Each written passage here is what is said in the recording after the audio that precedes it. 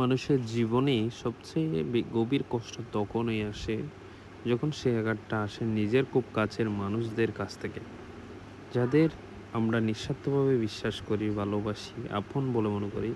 তাদের কাছ থেকে যখন অবহেলা বা কষ্ট পাই, তখন হৃদয় ভেঙে যায় সবচেয়ে বেশি।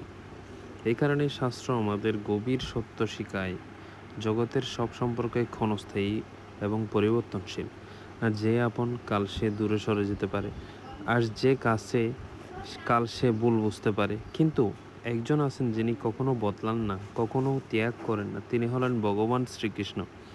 শ্রীকৃষ্ণ হলেন সেই চিরন্তন সুরিত, যিনি আমাদের অন্তরের সব কথা জানেন, আমাদের দুঃখ ব্যথা অনুভব করেন এবং নিঃস্বার্থভাবে ভালোবাসেন।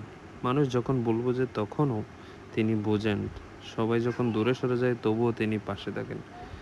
তাই জীবনের প্রকৃত শান্তি আসে তখনই যখন আমরা আমাদের হৃদয়ের আসল আশ্রয় খুঁজে পাই শ্রীকৃষ্ণের মধ্যে। মানুষকে ভালোবাসা ভুল নয়, কিন্তু তাদের উপর সম্পূর্ণ নির্ভরতা রাখলে কষ্ট আসতেই পারে। আর ভগবানের উপর ভরসা লাগলে সেই কষ্ট ধীরে ধীরে শক্তিতে পরিণত হয়। সত্যিকারের আপন সেই, যিনি কখনো ছেড়ে যান না, আর তিনি হলেন ভগবান শ্রীকৃষ্ণ। হরে কৃষ্ণ।